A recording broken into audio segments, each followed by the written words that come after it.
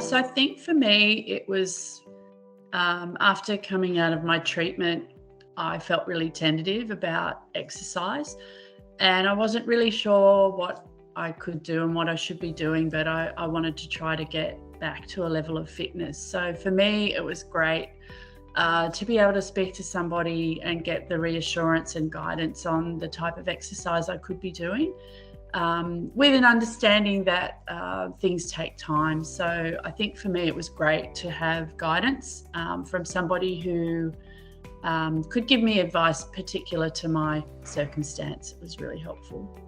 So I think the great thing for me was having regular catch-ups and having a program set meant that I could go away and focus on a routine.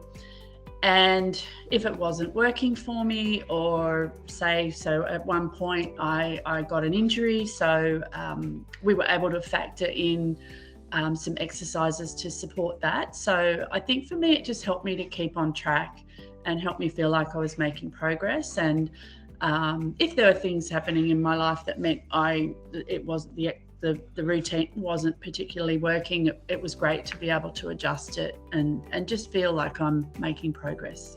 I think absolutely do it.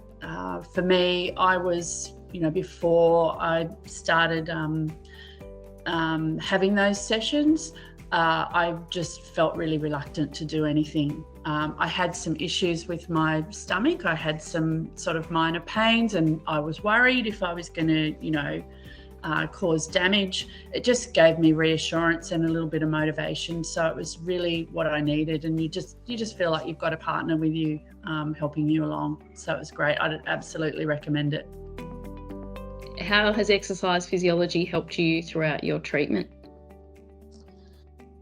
It's been amazing. It has helped me, I guess, recalibrate my mind as well as my body. And I think the reason I got cancer was because I needed to learn to put myself first and look after myself better. And that thing about put your oxygen on and then you worry about everyone else, and I wasn't really doing that. So but now I am, and I think the support that you have given me has really helped me to keep focused and do that. And apart from the fact of just rediscovering the joy of moving my body and making it work the way that it's supposed to, and use it or lose it, really. So yeah, I think it's helped me in a lot of ways, not just purely physical. Yeah, well, even just your support in catching up, even on the days when I wasn't well enough to do anything, it really has meant a lot. I felt really, I've had such a good team of people support me, including you. So we're going to get teary. I'm glad. It's so lovely for me and everyone to hear that we are there for you, and that's why we do what we do. I know I haven't been the perfect student all the time, but you've stuck in there with me, so yeah. Yeah. Oh, thanks, Amanda. I'm glad I could. Absolutely. Yeah. So happy to hear that. Yeah. And is there any advice you'd give other people with an ovarian cancer diagnosis, or anything else you want to say? Look, just the very best of luck. I guess it's, no matter how much support you have, it's still a pretty individual journey that you have to go on.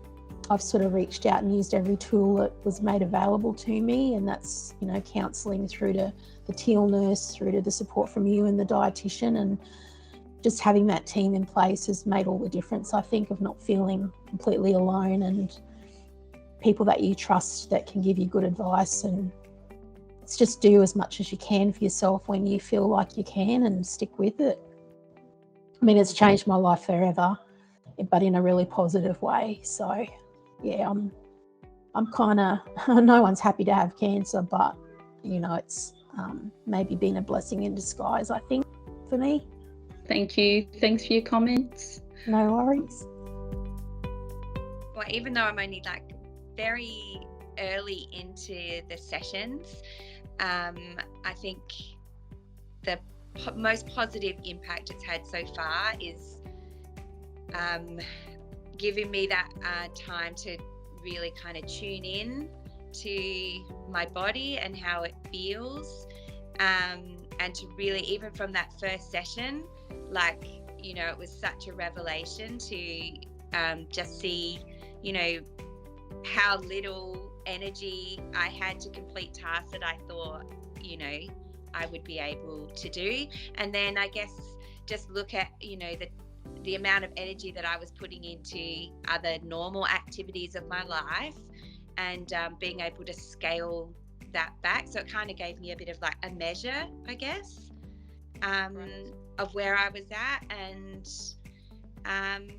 I think in terms of well-being, like, yeah, just kind of having that sort of structure to be able just to put some time, you know, back into myself in a positive way. Really, really positive. It's something that I look to engage with early on, and had underestimated the impact of the chemo. And you know, we were able to be, you guys were able to be really flexible around that and really reinforce that, you know, this is a time I have to listen to my body. And, you know, just because the research out there says it's really beneficial, it doesn't necessarily mean that, you know, I have to do it, or there might be a better time to do it. And so engaging with the service at the end of my chemo, putting it off until then. And now it's given me, yeah, like a kind of, like a, I guess, a supportive pathway out of that sort of more like medical intervention that I've had so far. I guess my advice to people that are already thinking about doing it would be to like link in and have that initial session and have that conversation around what types of benefits there are. And also, I think I really feel that, you know, my experience so far has been, it's been really individualized. Like, it feels like, you know, we're really talking about my body, not all the other bodies that have ovarian cancer. And I think that, you know, I've found that just the connection to, I guess, people with those type, you know, with the expertise of working in this area has just been so valuable. So yeah, I would encourage anyone to at least look into it if they're thinking about it. Has seeing an exercise physiologist impacted your health and well-being? Well, I think it helps you psychologically to realise that you're doing something for you, and that if it helps absorb the chemotherapy, as our oncologist said, it certainly is an incentive to keep going with it. And you make it so enjoyable. What advice would you give someone with an ovarian cancer diagnosis considering seeing an exercise physiologist? Oh, do it. Definitely do it. And I'd repeat Dr. Coure's words about helping the chemotherapy, because that's the key to it. Absolutely. Yeah. Thank you so much. Well, it has been a very positive experience for me. I think it's affected my health in 3 ways. Mm-hmm. I think my strength is better, and it's particularly building up in my legs. Yeah. I think that my posture's improved when I think of it, mm-hmm. and my balance is slowly getting a bit better. Yeah, but it's good to be working on it under support. With support, it makes you mindful of your body, far more mindful than other exercise does. Balance is something that needs a lot of work, and I've actually been suffering from vertigo for about a week and a half, so that doesn't help anything. But that the balance is improving. Okay, well, it's been a very positive experience for me, and I've got a lot of good advice, and I appreciate getting the one-on-one support. I do attend an aerobics class and aerobics sort of strength class, weight class every week. But what I've found is that the exercise physiology exercises have much more impact on me than those classes that I've been doing for years. That if I do the exercises, there's an improvement. And as I said earlier, it's not an improvement I've felt from normal aerobics, gym, weights classes, balance class, strength classes. And it's not something I've found from walking, all of which I do on a regular basis. So I needed this sort of extra dimension to address that problem. The focus on particular muscles, and obviously the one-on-one attention. Oh, here you are. I can see you.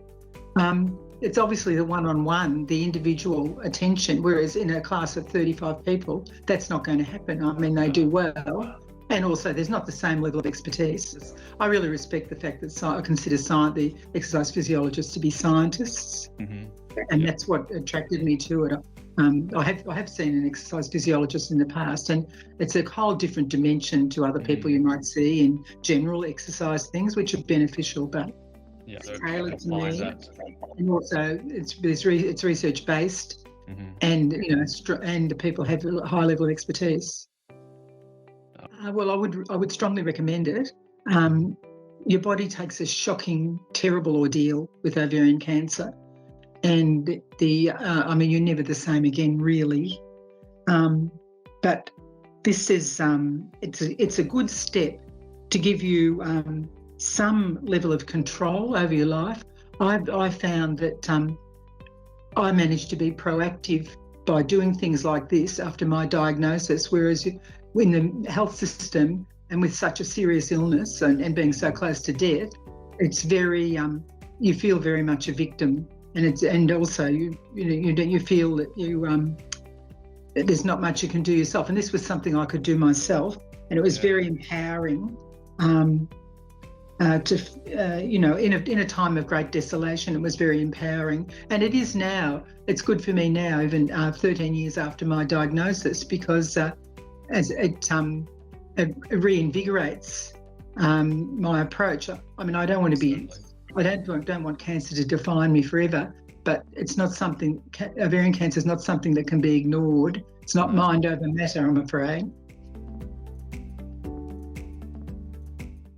I've been really fortunate to be involved in the OCA program with Exercise Physiology with MEPG, and it's really made a huge difference in my cancer journey. I originally did see a exercise physiologist at a gym, and it was a really generic program, whereas this program has been tailored to suit, in my case, a woman with gynecological cancer, and it's been a really individualised, customised program, and I've been able to set goals with my exercise physiologist, who's really highly qualified, has an understanding of the complexity of a cancer patient and what they need, and able to set some goals and regular monitoring, which was fantastic via telehealth, because I'm a regional patient, and I've really been able to achieve some of those goals. It's been a really positive experience having this exercise physiology program. I love the regular check-ins, and I've actually improved my balance and my ability, and it really, I had read that exercise after, during and after cancer treatment was beneficial, but I just didn't realise what a huge impact it would have on me. I've even lost, centimetres off my waist circumference, and all that. I just feel much more energetic. I've been able to walk further on our beach walks. I've actually even been able to get back on my bike, so it's been a really positive experience. How has seeing an exercise physiologist impacted your health? Tremendous. Mental health as well as physical health, because it gave me confidence that the exercises that I was doing were appropriate, and they were specific and very precise. And so I felt that I had confidence about doing them, but I really could feel a difference in my body, and the security that I felt was really invaluable. I'd say that it is just so important, and it's the thing about not being a victim and being passive. is really important. There are general sort of recommendations though that exercise is great, but precise exercise directly designed for this condition is just wonderful. That's great. Yeah, that's so good.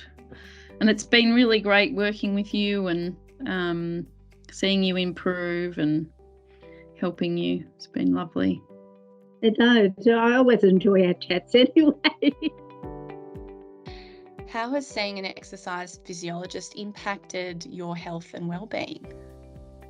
Well, I think it's been very positive, you know.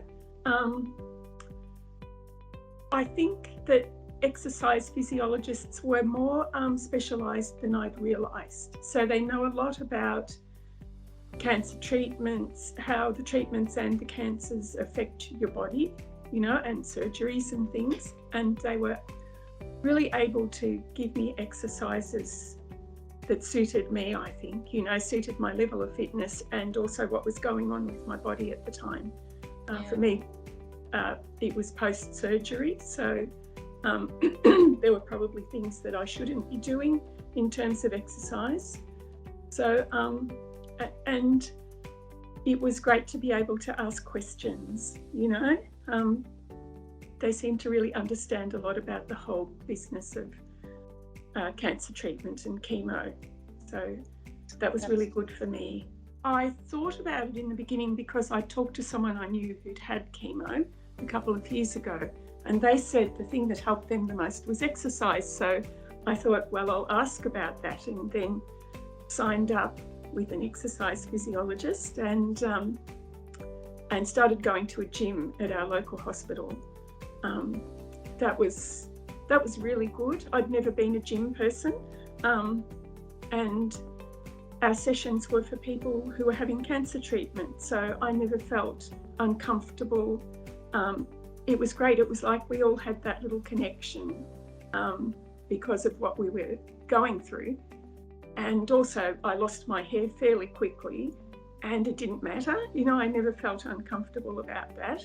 And that was a great thing, you know, because you can get funny responses from people when you're having chemo, and that just didn't happen in our gym. And so I went to the gym once a week and did the exercises that the exercise physiologist gave me. Plus I did exercises during the week as well at home, and I did a lot of walking.